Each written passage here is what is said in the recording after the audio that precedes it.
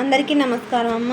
ఈరోజు మనం తెలుసుకుంటున్న అంశం ఏంటంటే 7వ తరగతి తెలుగులో 2వ పాఠ్యాంశమైన మాయా కంబలి అనే పాఠ్యాంశానికి సంబంధించి టోటల్ టెక్స్ట్ బుక్లో ఉన్న గ్రామాన్ని చూద్దాం.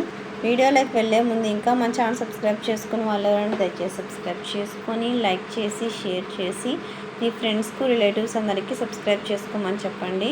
నా ఛానల్ని సబ్స్క్రైబ్ చేసుకొని ప్రత్యక్షంగా పరోక్షంగా సపోర్ట్ చేస్తున్న వాళ్ళందరికీ పేరు పేరున ప్రత్యేకమైన హృదయపూర్వక ధన్యవాదాలు.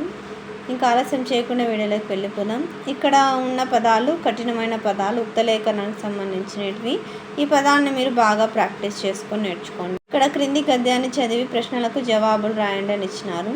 ఇక్కడ ఏమి ఇచ్చినారు? ప్రతి ఇంట్లో భాష మాట్లాడతారు. ఏ భాష అంటే మాతృభాషను మాట్లాడతారు. అర్థమవుతుందనా? ప్రతి ఇంట్లో ఏ భాషను మాట్లాడతారు? మాతృభాషను మాట్లాడతారు. ఒకటో దానికి ఆన్సర్.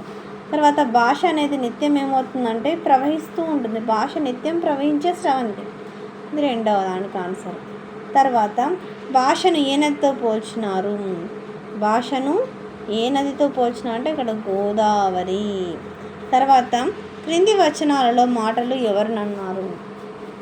ఈ మాటలు ఎవరన్నారు అంటే ఇక్కడ మనకి ఈ మాటలు ఎవరన్నారు పేరు ఉంటుంది. ఇక్కడ గిడుగు రామ్మూర్తి గారు.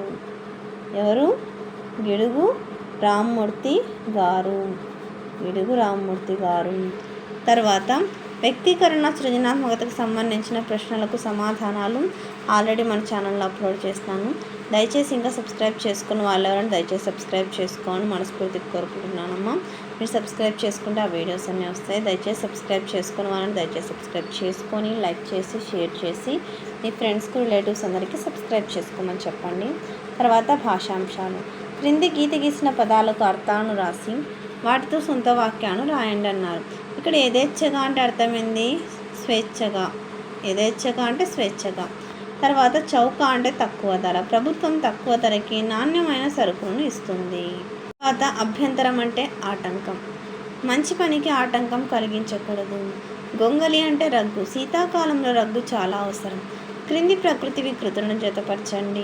ఆశ్చర్యం అంటే అచ్చరువు. రాత్రి అంటే రాత్రి. రాజు అంటే రేడు. ముఖము అంటే ముఖము. సుఖం అంటే సుఖం. సమానార్థక పదాలు. పర్వతాలు, శైలము, గిరులు. తర్వాత రాజు, భూపాలుడు, నరేంద్రుడు. కరువాలం, ఖడ్గం, కత్తి అని కూడా రాసుకోవచ్చు మనం. అర్థమవుతుందా? తర్వాత రెండవ ఈలో ఏమి ఇచ్చినారు? క్రింది పదాలను సొంత వాక్యాలను ప్రయోగించండి. ఇక్కడ సొంత వాక్యాలు నేను రాస్తున్నానమ్మా.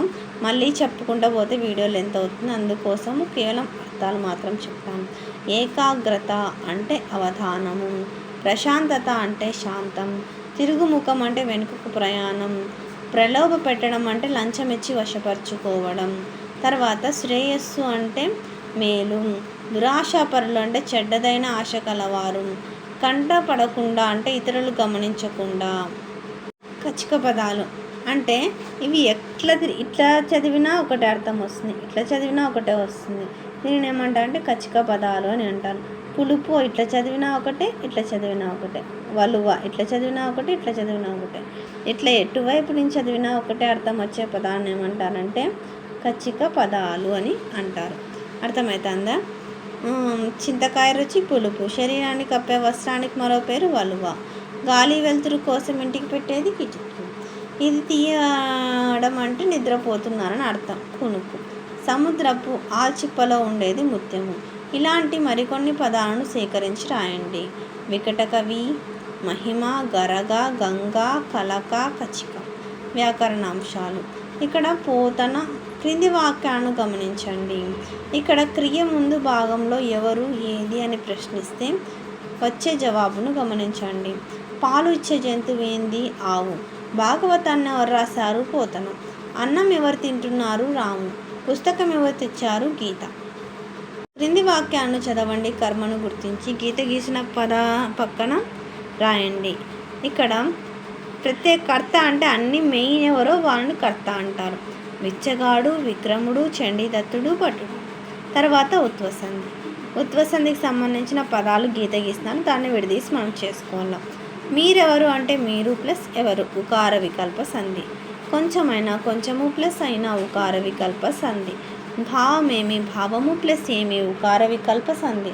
ప్రజలందరూ, ప్రజలు ప్లస్ అందరూ ఉకార వికల్ప సంధి. తర్వాత ఈ పాఠంలో ఉన్న ఉకార సంధి పదాలను గుర్తించి విడదీసి రాయండి. నగరం అంతా అంటే నగరము ప్లస్ అంతా ఉకార వికల్ప సంధి. కలవాడని అంటే కలవాడు ప్లస్ అని ఉకార వికల్ప సంధి. ఎవరైనా ఎవరు ప్లస్ అయినా ఉకార వికల్ప సంధి. రాజైనా రాజు ప్లస్ అయినా ఉకార వికల్ప సంధి. ప్రత్యక్షమయ్యాడు ప్రత్యక్షము ప్లస్ అయ్యాడు ఉకార వికల్ప సంధి. క్రింది గద్యాన్ని చదివి భాషా భాగాలను గుర్తించండి.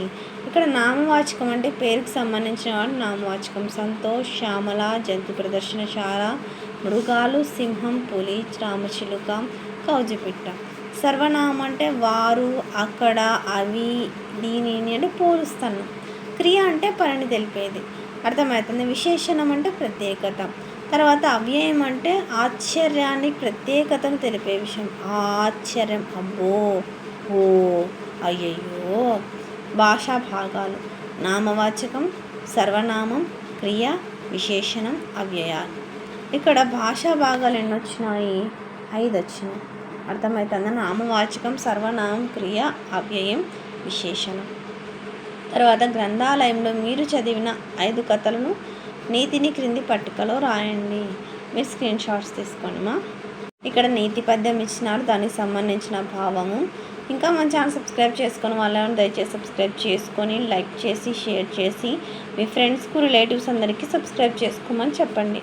నా ఛానల్ని సబ్స్క్రైబ్ చేసుకొని ప్రత్యక్షంగా పరోక్షంగా సపోర్ట్ చేస్తున్న వాళ్ళందరికీ పేరు పేరున ప్రత్యేకమైన హృదయపూర్వక ధన్యవాదాలు. అందరికీ ధన్యవాదాలు. దయచేసి వీడియోని మాత్రం